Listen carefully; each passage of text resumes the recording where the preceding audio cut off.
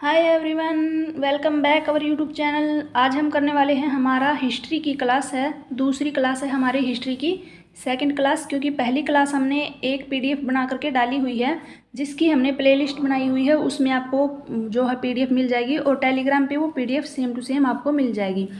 ये वीडियो आपके लिए बहुत ही ज़्यादा ज़रूरी होने वाली है, क्योंकि पहली क्लास से रिलेटेड है। दोनों क्लास आप कंटिन्यू करना। और साथ ही साथ हम कल से हम जो है 9th और 10th क्लास की हिस्ट्री, पॉलिटिकल और ज्योग्राफी भी लेकर के आएंगे, क्योंकि स्टेट में वहीं से ज़्यादातर क्वेश्चन पूछे जाते हैं 9th और 10th क्लास की एनसीईआरटी से। 8, 9 और 10th की 6, 7 से तो बहुत ही जो है इजी भी होते हैं, बहुत ही कम क्वेश्चन आते हैं।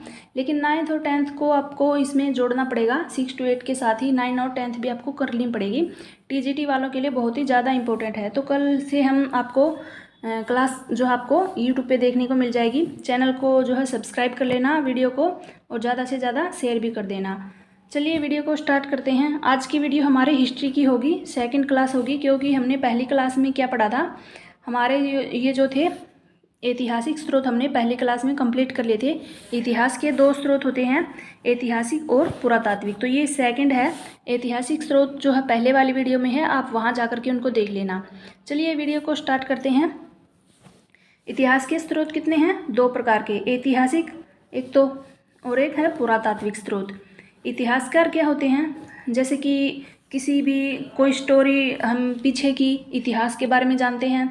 किसी भी तरह की कहीं पर भी खुदाई से हमें कोई भी चीज़ें मिलती हैं, किसी भी प्रकार की कोई भी चीज़ों को हमें पढ़ना लिखना होता है, तो इस तरह से इतिहासकार जो है वो लेकर के आते हैं, उनको हम ऐतिहासिक स्रोत बोलते हैं। और पुरातात्विक स्रोत हमें जो है खुदाई से मिली हुई चीज़ें होती हैं, किसी भी चीज़ के अवशेष हमें मिलते हैं, इस तरह से। तो चलिए आज हम पढ़ते हैं पुरातात्विक स्रोत। सबसे पहले हम पढ़ेंगे अभिलेखों के बारे में। अभिलेख क्या होते हैं? भारत में जो है अभिलेख थे, और उनको हम स्तंभलेख भी बोलते हैं। इनकी जो है प्रथा कौन लेकर आए थे? अभिलेख और स्तंभलेख वैसे थोड़े अलग होते हैं दोनों। तो इनकी प्रथा को इंडो ग्रीक लेकर के आए थे। भारत में कौन लेकर के आया था? इंडो ग्रीक लोग थे, वो लेकर के आए थे इसकी प्रथा को। अशोक के सबसे प्राचीन अभिलेख खरोष्टी लिपि में मिले हैं। कौन सी लिपि में है? खरोष्टी लिपि में। सबसे जो पुराने अभिलेख थे वो कौन सी लिपि में थे? खरोष्टी लिपि में मिले हैं। ये लिपि आपसे पूछेगा, अशोक के जो है सबसे प्राचीन अभिलेख हैं वो कौन सी लिपि में मिले? खरोष्टी लिपि में। अशोक के 14 अभिलेख हैं एवं 7 स्तंभलेख मिले हैं। कितने मिले हैं? अशोक के 14 अभिलेख मिले हैं और 7 स्तंभलेख मिले हैं। अगला देखिए, पहला रुद्रदमन का जूनागढ़ अभिलेख। आपसे पूछ लेगा कि रुद्रदमन के जूनागढ़ अभिलेख में किसका वर्णन किया गया है? तो सुदर्शन झील का पुनर्निर्माण का वर्णन इसमें किया गया है। या फिर उल्टा पूछ लेगा कि सुदर्शन झील के पुनर्निर्माण का वर्णन कौन से अभिलेख में है? तो रुद्रदमन के जूनागढ़ अभिलेख में। यशोवर्मन के मंदसौर अभिलेख हमें मिला है। ऐहोल अभिलेख जो कि काफ़ी जो है इम्पोर्टेंट है और काफ़ी मशहूर भी। पुलकेशिन द्वितीय ने हर्षवर्धन को हराया था। पुलकेशिन द्वितीय ने हर्षवर्धन को हराया था, और इसका वर्णन ऐहोल अभिलेख में देखने को मिलता है। एरण अभिलेख जो कि भानुगुप्त का, इसके अंदर वर्णन किया गया है एरण अभिलेख में। और इसके अंदर जो है पहली बार जो हस्ती प्रथा का प्रमाण मिला था वो एरण अभिलेख से हमें मिला था, इसलिए ये इंपॉर्टेंट हो जाता है। तो पहली बार हस्ती प्रथा का प्रमाण कहाँ मिला था? एरण अभिलेख से। अगला देखिए, चंद्रगुप्त द्वितीय का महरौली अभिलेख स्तंभलेख है। अशोक का, ये जो है आप इसको कट कर लेना, ये स्तंभलेख मिला है। अशोक का दिल्ली टोपरा स्तंभलेख मिला है। दिल्ली मेरठ भी है एक स्तंभलेख अशोक का। और इकलौता स्तंभलेख है जिसके ऊपर 7 अभिलेख मिले हैं, वरना सभी स्तंभलेखों के ऊपर कितने अभिलेख हैं? 6 अभिलेख हैं। और इकलौता स्तंभलेख दिल्ली टोपरा जिसके ऊपर 7 अभिलेख हैं अशोक का। सिक्कों के अध्ययन, अगला हमारा होगा पॉइंट, सिक्के, यानी कि सिक्कों का अध्ययन सर्वप्रथम किसने किया था? जेम्स प्रीसेप ने। और इसी को क्या कहते हैं हम? Father of Indian numismatics James Prinsep को कहते हैं। और जो है 1837 में सर्वप्रथम अशोक स्तंभ का अध्ययन किसने किया था? वो भी इसी ने किया था, जेम्स प्रीसेप ने। सिक्कों का अध्ययन भी इसी ने किया था, जेम्स प्रीसेप ने भी। और जो 1837 में सर्वप्रथम अशोक के स्तंभलेख था उसका अध्ययन भी इसी ने किया था। अगला देखिए, और उसके अशोक के अभिलेख कौन सी लिपि में है? खरोष्टी लिपि में, सबसे पुराने अभिलेख। भारत में सर्वाधीन प्राचीन सिक्के, यानी सबसे प्राचीन सिक्के 6वीं शताब्दी में छठी शताब्दी पूर्व मिले थे। कब मिले थे? 6वीं शताब्दी पूर्व, जो कि तांबा चांदी कांसी के बने होते थे। यानी कि पहले तांबे के होते थे, कहीं पर चांदी के सिक्के मिले, कहीं पर कांसी के सिक्के मिले हैं। आहत सिक्के भी इनको बोला गया था। आगे देखिए, 18वीं शताब्दी में सिक्कों को प्राप्त किया गया था सर्वप्रथम कोयम्बटूर में, तमिलनाडु में है जो जगह कोयम्बटूर, कर्नल कोल्डवेल द्वारा। कहाँ पर, किसने जो है इनकी खोज की थी? कर्नल कोल्डवेल ने। और किसने कहाँ पर मिले थे सर्वप्रथम? कोयम्बटूर, तमिलनाडु में।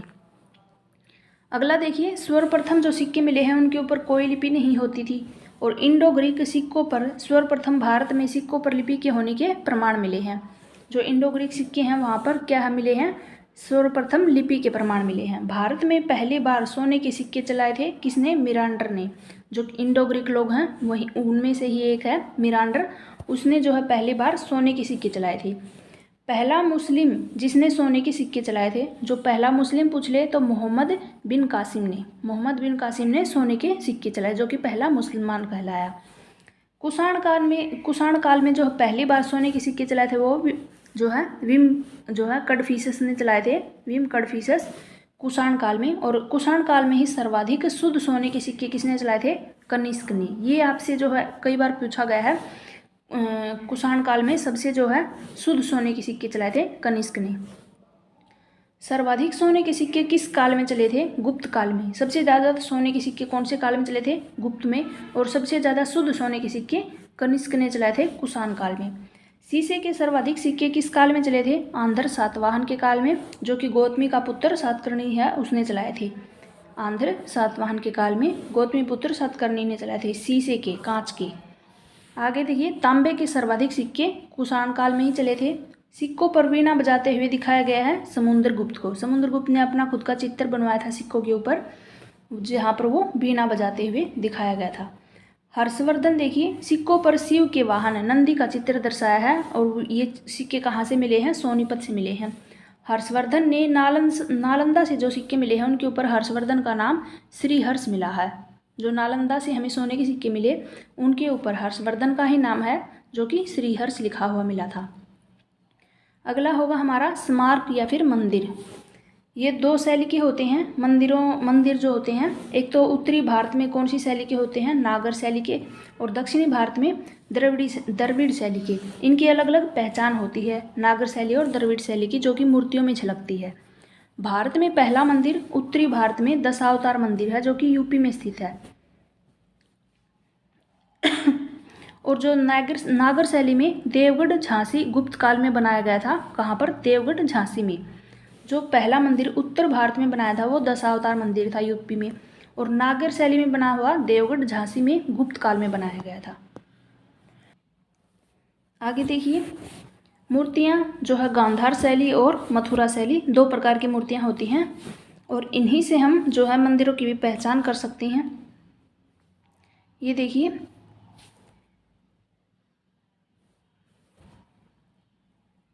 हाँ अभी सही है। मूर्तियाँ देखिए, गांधार शैली में और मथुरा शैली में दो प्रकार की मूर्तियाँ होती हैं। भारत में सबसे पहले या फिर प्राचीन मानव की मूर्ति कहाँ पर मिली है? बुद्ध की मूर्ति मिली है, जो कि कुषाण काल में बनी थी। कनिष्क काल में फोर्थ बौद्ध संगीति में हीनयान और महायान का जिक्र हुआ था। और महायान में क्या कहा था लोगों ने? जिन्होंने महायान को अपनाया था उन्होंने कहा था कि मूर्ति की पूजा, यानी कि हमें एक जो है मूर्ति या फिर भगवान है जिसको हम भगवान मानेंगे उसकी पूजा करेंगे। मूर्ति का विशेष उस टाइम पे हो गया था। उससे पहले वो सिर्फ अपने क्या थे, अपनी जो है बुद्ध ने अपने उपदेश दिए थे और लोगों के पास पहुंचाए थे, और लोग उन्हीं का जो है पालन करते थे और दूसरे लोगों तक अपने उन उपदेशों को पहुंचाते थे। लेकिन बाद में उन्होंने मूर्ति को, जो महायान और हीनयान दो शाखाएं बट गई थी, तो महायान वाले जो थे उन्होंने क्या कहा था कि मूर्ति की पूजा करेंगे, मूर्ति को अपना भगवान मानेंगे। तो सबसे पहली मूर्ति जो है महात्मा बुद्ध की बनी थी। सबसे प्राचीन मानव की मूर्ति के रूप में महात्मा बुद्ध की मूर्ति कुषाण काल में बनी थी, जो कि कनिष्क काल में बनी थी, जो फोर्थ बौद्ध संगीति हुई थी उसके दौरान। गांधार शैली और मथुरा शैली दो प्रकार की मूर्तियां होती हैं। गांधार शैली की विशेषता क्या है कि काले रंग की मूर्ति होगी, आंखें बड़ी बड़ी होंगी, कान नाक बड़े बड़े होंगे।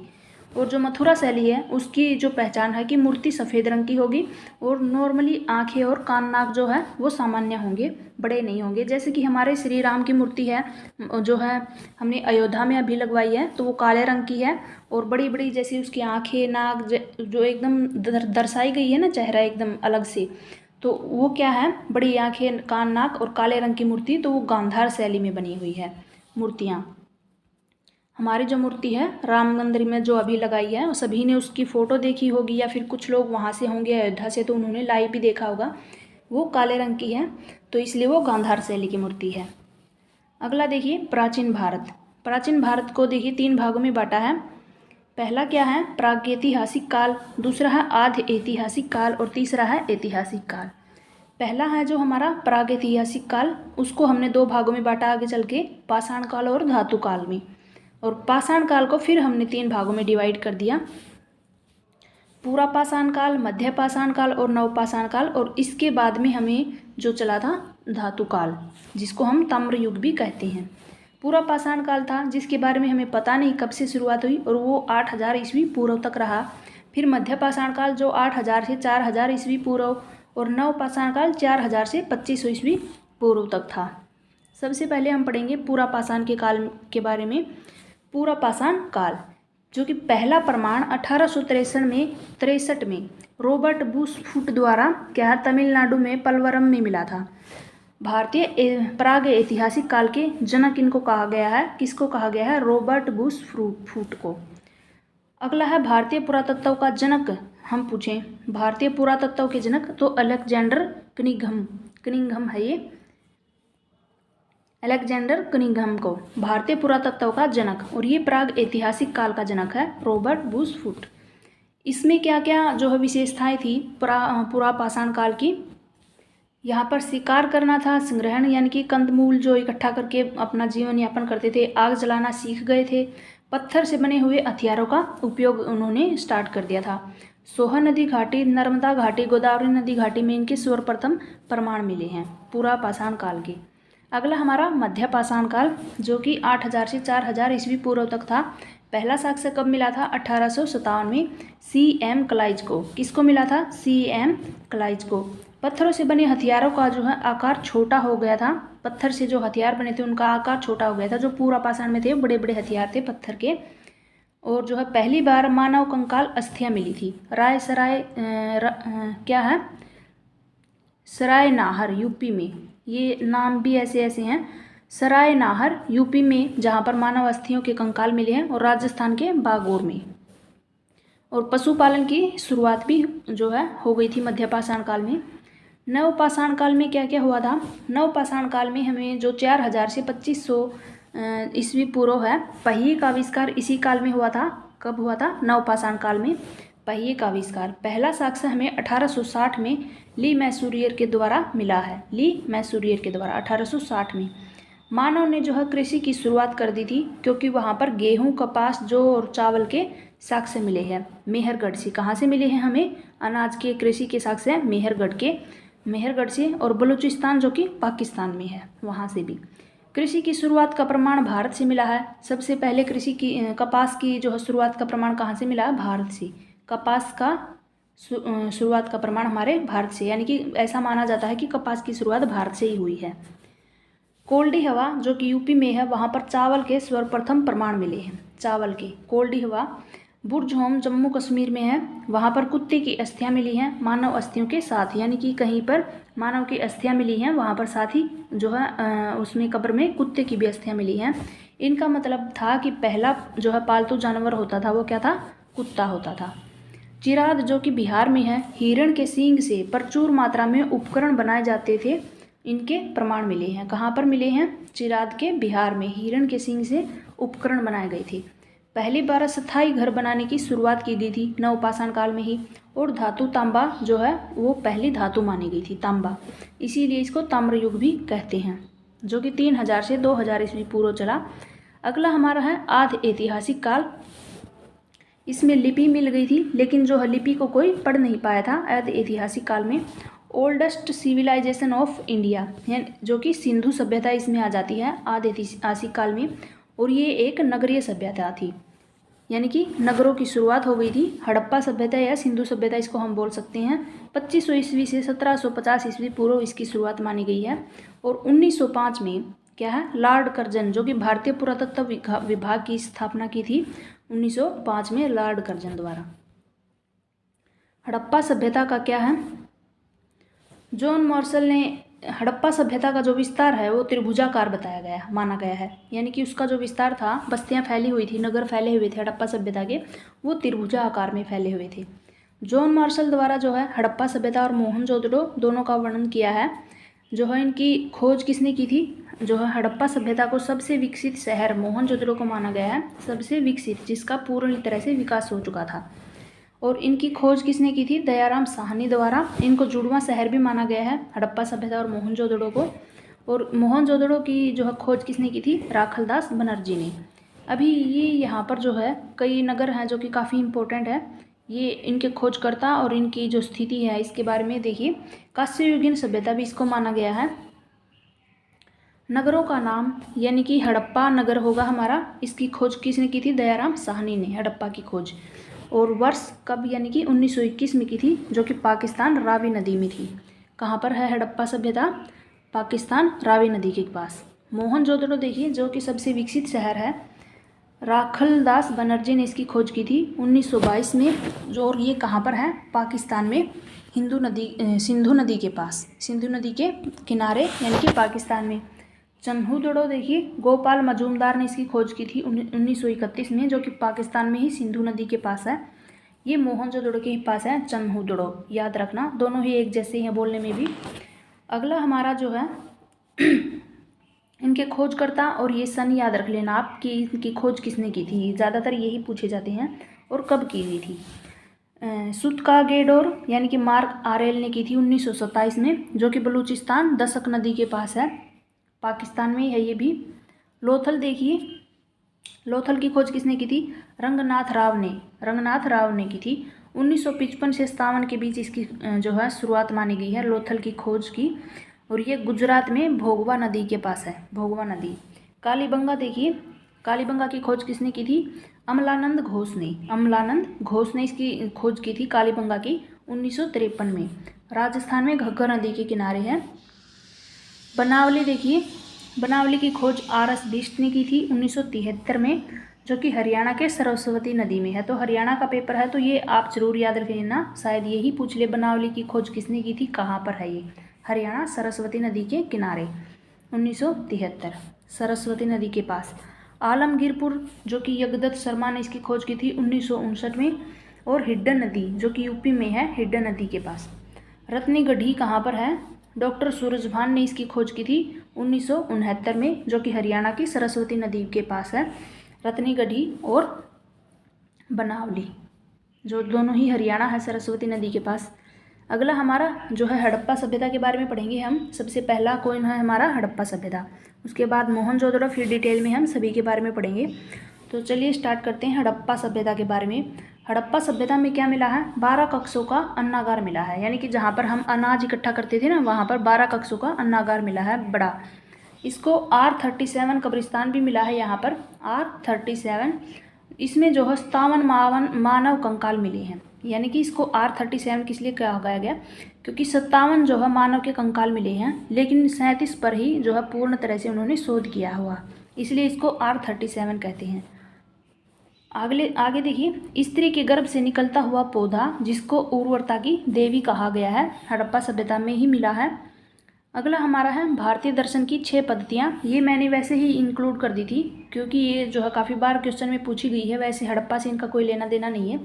भारतीय दर्शन की 6 पद्धतियाँ जिनको हम षड दर्शन भी बोलते हैं, इनकी शुरुआत किसने की थी ये माना गया है। देखिए, वैशेषिक ऋषि कनाद ने की थी, सबसे पहले है वैशेषिक, फिर न्याय, सांख्य, योग, पूर्व मीमांसा, उत्तर मीमांसा यानी वेदांत।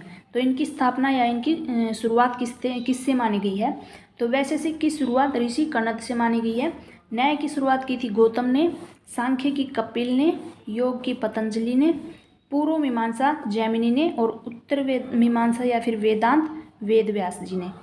इनकी शुरुआत इन्होंने की थी। ये षट दर्शन है हमारे, तो ये काफ़ी इंपॉर्टेंट है CTET और HTET दोनों के लिए, इसलिए मैंने इनको बीच में डाल दिया था। तो अगला हमारा मोहनजोदड़ो है, जिनको मृतकों का टीला भी कहते हैं। विशाल जो है अन्नागार व स्नानागार यहाँ पर हैं, यानी कि जो हड़प्पा में हमें अन्नागार मिला था लेकिन स्नानागार वहाँ पर नहीं था, और विशाल स्नानागार कहाँ पर है? मोहनजोदड़ो में। ये इसकी विशेषता है। यहाँ पर अन्नागार भी है विशाल। नटराज और पशुपति की मूर्तियाँ भी मिली हैं मोहनजोदड़ो से, और एक पुरोहित की मूर्ति भी मिली है मोहनजोदड़ो से ही। सिंधु सभ्यता का सबसे विकसित शहर इसको माना गया है, क्योंकि यहाँ पर प्रत्येक घर में जो है कुआं, स्नानागार, आंगन व पक्की नालियाँ मिली हैं। एक नृत्य करती हुई बालिका की मूर्ति भी यहाँ पर मिली है, जो कि कांस्य की थी। अगला हमारा है चन्होदड़ो, जो कि एकमात्र नगर है जहाँ पर ग्रामीण सभ्यता के अवशेष मिले हैं। वक्राकार एवं गोलाकार ईंटें मिली हैं, जो कि कच्ची ईंटें हैं, और कारखाने के प्रमाण मिले हैं यहाँ पर। जो मन के बनाने के लिए कारखाने बनाए गए थे, उनके प्रमाण भी यहाँ पर मिले हैं चन्होदड़ो में। श्रृंगार यानी कि चूड़ियाँ, लिपस्टिक मिली हैं, महिलाओं के श्रृंगार का सामान मिला है। लोथल देखिए, यहाँ पर लोथल में बंदरगाह मिले हैं, यानी कि आने जाने के लिए व्यापारियों के लिए ये काफ़ी विशेष था लोथल, ऐसा माना गया है। हड़प्पा सभ्यता की व्यापारिक राजधानी थी। कौन थी? लोथल। फारस की मुद्रा मिली है यहाँ पर। कौन सी मुद्रा? वैसे तो हड़प्पा सभ्यता की उनकी खुद की कोई मुद्रा नहीं थी, लेकिन फारस की मुद्रा मिली है यहाँ पर लोथल से। हड़प्पा सभ्यता में मुद्रा का प्रचलन नहीं था, वस्तु विनिमय प्रणाली थी यहाँ पर। वस्तु विनिमय का मतलब होता है सामान का आपस में लेन देन करना। पैसे वैसे कुछ भी नहीं थी, मुद्रा कोई भी। जैसे कि हम बोल देते हैं ना, हाँ गेहूँ, हमें 1 बोरी गेहूँ दे दो, अगले साल हम आपको 1 बोरी दे देंगे वापस, वैसे ही। या फिर किसी के घर में चावल ज़्यादा हो, खेती चावल की, किसी के पास गेहूँ की खेती ज़्यादा हो, तो बोल देंगे हम आपको 1 चावल की बोरी देंगे, आप हमको गेहूँ की बोरी दे दो, वैसे ही। तो वस्तुओं की जो है आपसी विनिमय प्रणाली थी। चावल के साग से मिले हैं यहाँ पर। घरों के मुख्य द्वार जो है मुख्य सड़क की ओर नहीं खुलते थे। इसका कोई ना कोई तो कारण होगा, कारण जो है अभी तक पता नहीं चला, लेकिन सभी घरों के जो दरवाजे थे, मुख्य द्वार, वो मेन जो है सड़क के ऊपर नहीं खुलते थे, बल्कि उल्टी तरफ खुलते थे। और लोथल में सिर्फ एक घर मिला है जिसका मुख्य द्वार मुख्य सड़क की ओर खुलता है। सिर्फ एक घर मिला है।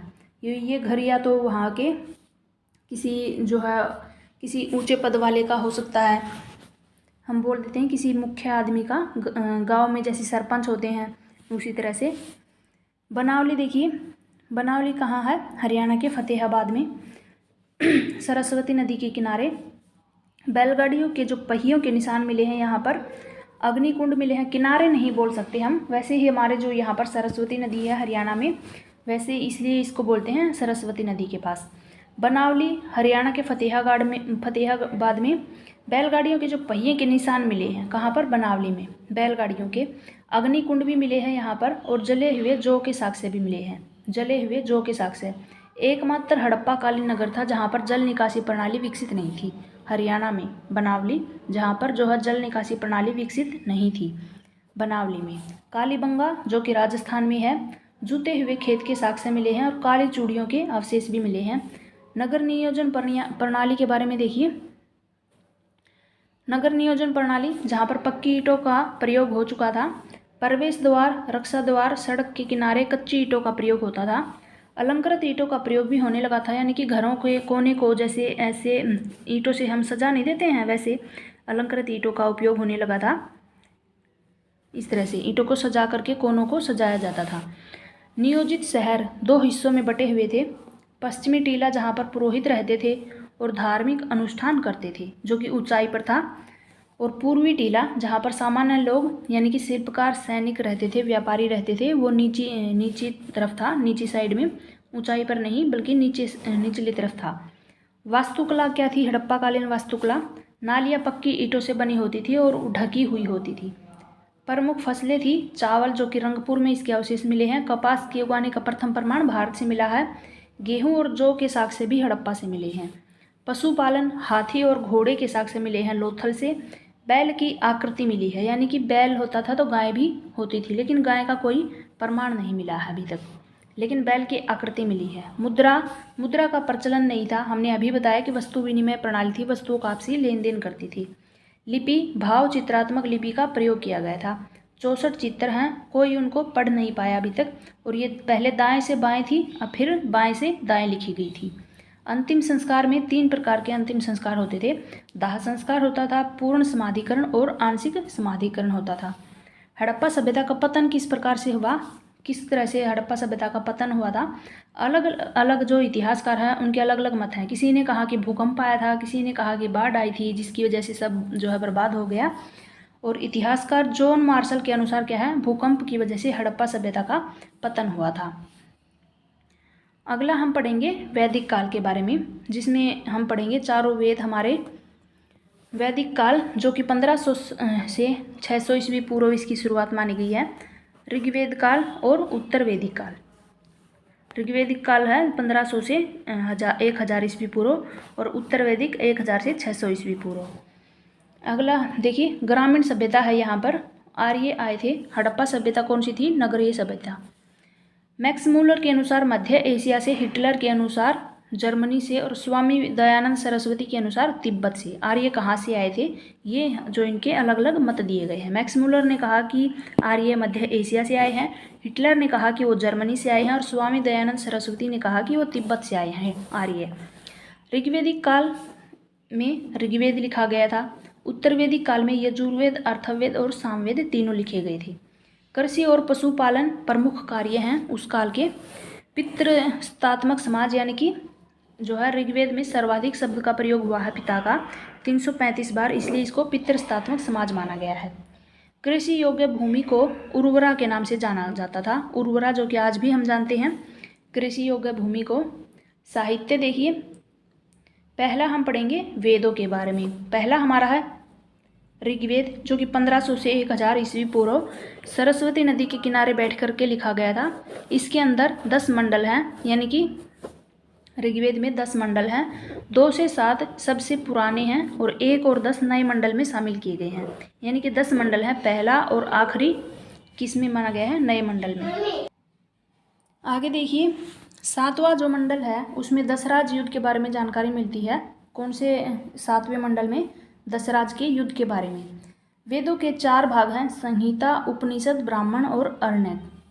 1010 जो इसमें जो मंत्र बताए गए हैं ऋग्वेद में, और सूक्त 1028 हैं और मंत्र हैं 10,462, जिसमें ब्राह्मण है जो कि यज्ञ की व्याख्या करने वाला, और वेदों की व्याख्या इसी भाग के गद्य में की गई है। ऋग्वेद के जो 2 ब्राह्मण ग्रंथ हैं, ऐतरेय है, कौशन की, ये याद रख लेना, ऐतरेय व कौशन की किसके 2 ब्राह्मण ग्रंथ हैं, ऋग्वेद के। उपनिषद जो कि गुरु के समीप ज्ञान प्राप्त करना, इसका अर्थ है उपनिषद का। भारतीय दर्शन की शुरुआत अरण्यक से मानी गई है, काफ़ी इंपॉर्टेंट है इसको। और चरम पर पहुंचते हैं उपनिषद से, यानी कि वहाँ से शुरुआत मानी गई है। चरम के बारे में पूछे तो उपनिषद से, वरना अरण्यक से। ऋग्वेद के 3रे मंडल में गायत्री मंत्र का जिक्र है। किसका जिक्र है, गायत्री मंत्र का। गायत्री मंत्र का जिक्र कहाँ पर है, ऋग्वेद के 3रे मंडल में है, जो कि विश्वामित्र महर्षि ने लिखा था गायत्री मंत्र, जो कि पहले जो है सावित्री को समर्पित था। गायत्री मंत्र किसको समर्पित था, पहले गायत्री मंत्र सावित्री को समर्पित था। लेकिन वर्तमान में हम क्या करते हैं, सूर्य की स्तुति जो करते हैं हम, उसमें हम गायत्री मंत्र गाते हैं। 10वें मंडल में वर्ण व्यवस्था के बारे में जानकारी मिलती है। वर्ण व्यवस्था यानी कि समाज को 4 भागों में बांटा गया था। इसको हम वर्ण ही बोलते हैं। पहला ब्राह्मण, फिर क्षत्रिय, वैश्य और शूद्र। इसके बारे में जानकारी कहाँ मिलती है, 10वें मंडल में। ऋग्वेदिक काल का सबसे जो है पवित्र नदी किसको माना गया है, सरस्वती, जो हरियाणा में बहती है। महत्वपूर्ण नदी सिंधु है। कौन सी है, महत्वपूर्ण नदी सिंधु माना गया है। गंगा और यमुना का जिक्र जो है एक ही बार किया गया है ऋग्वेद में। सबसे महत्वपूर्ण माना गया है हरियाणा को। ऋग्वेद के जो है उपवेद का नाम है आयुर्वेद। ऋग्वेद के उपवेद का नाम आयुर्वेद। दूसरा हमारा होगा ऋग्वेद के बाद सामवेद, जिसमें हमें संगीत का जिक्र मिला है। हरियाणा के अग्रोहा यानी कि हिसार संगीत के 7 स्वरों के सर्वप्रथम प्रमाण मिले हैं, जो कि एक ईंट के ऊपर अंकित किए गए थे। ईंट के ऊपर अंकित मिले हैं हरियाणा के अग्रोहा में, जो कि हिसार में है। ब्राह्मण ग्रंथ है पंचवीरा, और उपवेद है जो है गंधर्व वेद। सामवेद का उपवेद क्या है, गंधर्व वेद। ब्राह्मण ग्रंथ है पंचवीरा। अगला है यजुर्वेद, यज्ञ से संबंधित है। ये यज्ञ लिखा हुआ है, यज्ञ से संबंधित मंत्र यहाँ पर मिलते हैं, अर्थात जो धार्मिक अनुष्ठान होते हैं उनके संबंधित नियमों का वर्णन होता है यजुर्वेद में। गद्य और पद दोनों में है। और उपवेद क्या है, धनुर्वेद है इसका उपवेद। और ब्राह्मण ग्रंथ तैत्तिरीय और शतपथ है। ब्राह्मण ग्रंथ कौन सा है महत्वपूर्ण, तैत्तिरीय व शतपथ। और उपवेद है धनुर्वेद। ये गंधर्व वेद है, ये धनुर्वेद है, ये याद रख लेना। धनुर्वेद किसका जो है, यजुर्वेद का है, और गंधर्व वेद सामवेद का है। लास्ट है हमारा अर्थववेद, जो कि सबसे नया वेद है, क्योंकि ये सबसे लास्ट में हुआ था इसलिए सबसे नया माना गया है। तंत्र मंत्र विद्या का इसके अंदर वर्णन किया गया है। अध्याय 20 हैं, मंत्र 6000 हैं, जो कि वर्तमान में बढ़कर के कितने हो गए हैं, 24000 हो गए हैं। और ब्राह्मण ग्रंथ में गोपथ और उपवेद हैं, शिल्पवेद। इसका उपवेद कौन सा है, शिल्पवेद। इसमें अंग व महाजनपदों के बारे में जानकारी मिलती है, और कुरु वंश के राजा जो प्रक्षित हैं उसके बारे में भी जानकारी मिलती है अर्थववेद में। और काशी नगर का सर्वप्रथम उल्लेख अर्थववेद में भी मिलता है, काशी। तो यही था, आगे नहीं है कुछ भी, यही तक था अर्थववेद। हमने चारों वेद पढ़ लिए, इनके जो अध्याय हैं, मंत्र हैं, जो वर्तमान में 24000 हो गए हैं, इनके उपवेद याद रख लेना आप। एक तो ये है उपवेद हमारा, अर्थववेद का जो उपवेद है वो शिल्पवेद है। अगला है हमारा यजुर्वेद का उपवेद धनुर्वेद है। सामवेद का उपवेद है हमारा गंधर्व वेद, और इसमें हमें संगीत का जिक्र मिला है सामवेद में। और ऋग्वेद है, ऋग्वेद के भी उपवेद हैं, जो कि यहाँ पर है ब्राह्मण ग्रंथ, तो ये ऐतरेय और कौशान की हैं, इसमें उपवेद नहीं दिया है।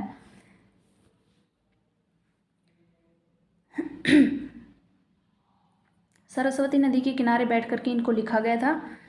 और हमने हड़प्पा सभ्यता के बारे में भी पढ़ लिया डिटेल में। तो ऐसे ही आपको और भी काफ़ी वीडियोस मिलेगी।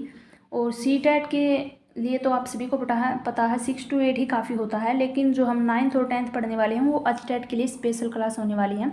तो वीडियो को जो है 6 to 8 की वीडियो आपको कल से ही मिल जाएगी। कल आपको 6 to 8 नहीं, सॉरी 9 और 10th क्लास की NCERT की क्लासेज आपको मिलेंगी कल से ही। तो वीडियो चैनल को जो नए बच्चे आए हैं या फिर पुराने भी हैं, तो वीडियो को पूरा देख लेना, तभी आपको जो है डिटेल में सभी चीज़ें समझ में आएंगी।